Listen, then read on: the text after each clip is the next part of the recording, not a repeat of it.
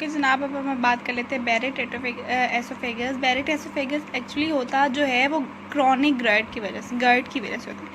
अब क्रॉनिक गर्ड है, ठीक है, उसके बाद हमारे पास बैरेट एसोफेगस हो रहा है, और अगर वो मज़ीद ख़राब हो जाए तो हम चले जाएंगे कार्सिनोमा में। ठीक है, अब हमारे पास क्या हो रहा है कि गर्ड है एक बंदे को, बार बार क्रॉनिक गर्ड है, ठीक है, जो एसिड है वो बार बार वहाँ पर आ रहा है एसोफेगस में आता जाएगा। जैसे हम लोगों ने लंग्स में पढ़ा था कि स्मोकिंग की वजह से जो हमारे पास जो है उसको बर्दाश्त करने के लिए जो लंग्स हैं वो अपनी एपिथेलियम ही बदल लेते हैं कि जो उसकी स्मोकिंग को बर्दाश्त कर सकें, ठीक है, टोबैको को बर्दाश्त कर सकें। यही सिस्टम यहाँ होता है कि जब बार बार एसिड आता है तो हमारे पास जो मैंने आपको बताया था इसकी असल में जो एपिथेलियम होती है वो स्क्वामस एपिथेलियम होती है, स्ट्रेटिफाइड स्क्वामस एपिथेलियम। लेकिन जब बार बार ये एपिथेलियम जो है वो इतनी काबिल नहीं होती कि वो एसिड को बर्दाश्त कर सके। ठीक है, अब हमारे पास क्या हो रहा है, बार बार एसिड आ रहा है, तो एसोफेगस क्या करेगा, अपनी एपिथेलियम चेंज कर लेगा, कहेगा कि मैं इंटेस्टाइन की एपिथेलियम अपनी जगह इंटेस्टाइनल एपिथेलियम से अपनी जो है एपिथेलियम चेंज कर लेगा। अच्छा, सवाल यहाँ पर आता है कि यहाँ पर जो है वो एसिड तो स्टमक से आ रहा है, तो स्टमक की जो एपिथेलियम जो है वो एसोफेगस में आनी चाहिए ना, इंटेस्टाइन में क्यों आ रही है? इंटेस्टाइन से इसीलिए क्या रही है कि उसके अंदर किप्स और म्यूकस और जो एसिडिक जो प्रोटेक्टिव सेल्स होते हैं वो दोनों होते हैं। म्यूकस सिक्रेटिंग सेल्स जो क्रिप्स और पेट्स होती हैं ऐसे होती हैं, तो वो हमारे पास यहाँ पर रिप्लेस हो जाती हैं। अब हमारे पास क्या है इसकी डेफिनेशन कि जो हमारे पास stratified squamous epithelium replace by intestinal epithelium because of chronic गर्ड।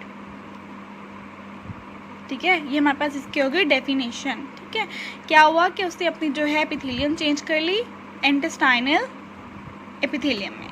अब पैथोलॉजी की बात कर लें तो पैथोलॉजी में हम देखेंगे, यही लिखेंगे ना कि हमारे पास क्रॉनिक गर्ड था, क्रॉनिक गर्ड की वजह से बार बार एसिड आ रहा था, एसिड आने की वजह से उसने अपनी जो है एपिथेलियम चेंज कर ली, तो वो अब उसके एसिड को बर्दाश्त करने के स्टेबल हो गया। अब ना मॉर्फोलॉजी की बात कर लो ना, तो ये नहीं होता कि पूरे एसोफेगस ने जो है अपनी जो होती है वो एपिथेलियम चेंज कर ली होती है, उसमें कहीं से डार्क ब्राउन, कहीं से रेड और कहीं से अपनी स्क्वैमस एपिथेलियम पड़ी हुई होती है। हम मॉर्फोलॉजिकली देखेंगे तो किसी जगह पर हमारे पास ब्राउन दिख रही होगी, ब्राउन हमारे पास किसकी होगी, इंटेस्टाइन्स।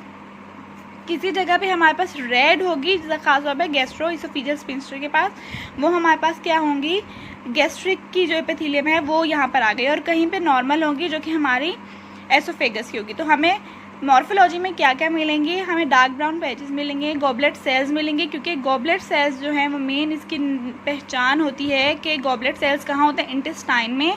अब गॉबलेट सेल जो है हमारे पास एसोफेगस में भी आ गए हैं, तो मॉर्फोलॉजी में एसोफेगस में हमें क्या दिखेंगे, एक तो डार्क ब्राउन ये देखेंगे। मैं मॉर्फोलॉजी के लिए दिखाऊँ तो ये देखें, यहाँ से रेड है, यहाँ से ब्राउन है। ठीक है, अब कह रहे हैं यहाँ पर बता भी रहे हैं normal gastroesophageal junction, Barrett esophagus, ये देखिए ये नॉर्मल हमारे पास क्या है, ये वो है स्टमक नॉर्मल उसकी, और ये हमारे पास वो एसोफेगस।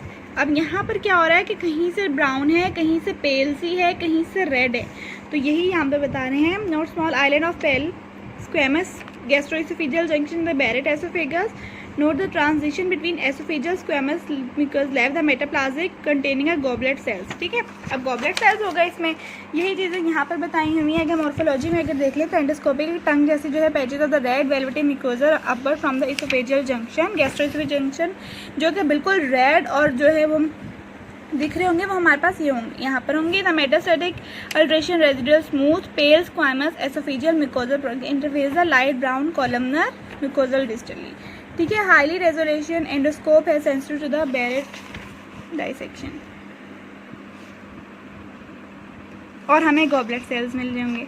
ठीक है, ये हमारे पास बैरेट की क्या हो रहा होगा, यहाँ हमें जो है वो यहाँ पर बता रहे हैं कि जब बैरेट एसोफेगस की एंडोस्कोपी करेंगे तो जहाँ पर हमें रेड वेलवेटी अगर वो मिलेंगे पैचेस, तो हम कहेंगे ये वहाँ से हमारे पास जो है स्टमक और एसोफेगस शुरू हुआ है, और जो रेड वेलवेटी जो है वो कॉलमनार एपिथेलियम है किसकी, स्टमक की, जो कि आई हुई है एसोफेगस में, थोड़ा सा हिस्सा गैस्ट्रोइसोफेजियल इसमें होता है।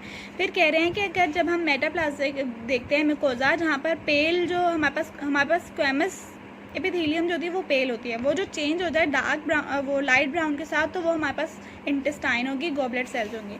यहाँ पर भी यही चीज़ कह रहे हैं, ये पेल हमारे पास जो एसोफेगस है, और डार्क ब्राउन से जो है हमारे पास मेटाप्लास्टिक हुए हैं। बाकी ये बैरेट एसोफेगस हो गया। और अगर इसकी बात कर लें हम कि मॉर्फोलॉजी हो गई, अब क्लिनिकल फीचर्स की बात कर लें तो वही हमारे पास जो है वो गर्ड वाले होंगे, लाइक जैसे जलन, सीने में दर्द, ये सारी चीज़ें हमारे पास इसमें हो रही होंगी।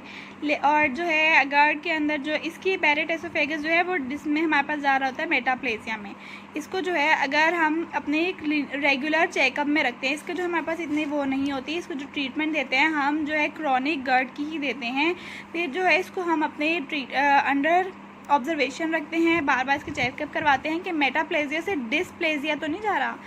मेटाप्लेजिया हम कहते हैं कि चेंज हो जाना, ठीक है, हमारे पास इंटेस्टाइनल वो हो गए ना। अब डिस्प्लेजिया हम कह रहे होते हैं कि एबनॉर्मल सेल की प्रोडक्शन होना शुरू हो जाना। जब हमारे पास देखेंगे कि डिस्प्लेजिया होना शुरू हो गया है तो हम कहेंगे अब ये कार्सिनोमा की तरफ जा रहा है और फिर इसकी ड्रग हम जो है मोड़ देना शुरू हो जाएंगे।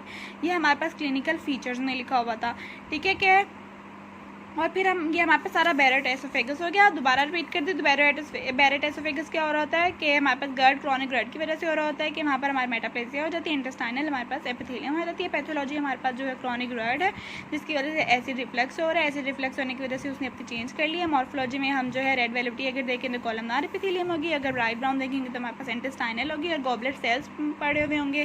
क्लिनिकल फीचर्स हमारे पास गर्ड वाले होंगे, जो कि हमारे पास अगर डिस्प्लेजिया नहीं है, मेटाप्लेजिया, तो हमारे पास गर्ड है। अगर मेटाप्लेजिया से वो मेटाप्लेजिया है तो हमारे पास बैरेट एसोफेगस है। और ये इससे भी आगे वाली कंडीशन में हमारे पास गर्ड से क्या हुआ, बैरेट एसोफेगस।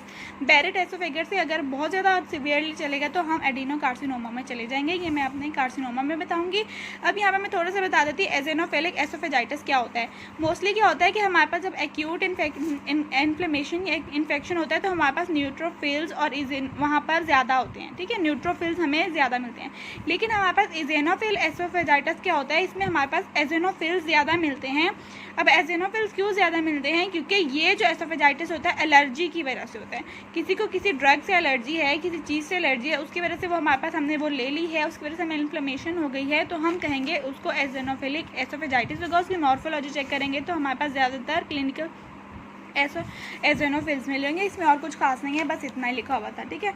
अब हम अपने नेक्स्ट टॉपिक पे जाएंगे, कार्सिनोमास पे। अल्लाह हाफिज़। इसमें कुछ ना समझ आया हो तो पूछ लीजिएगा।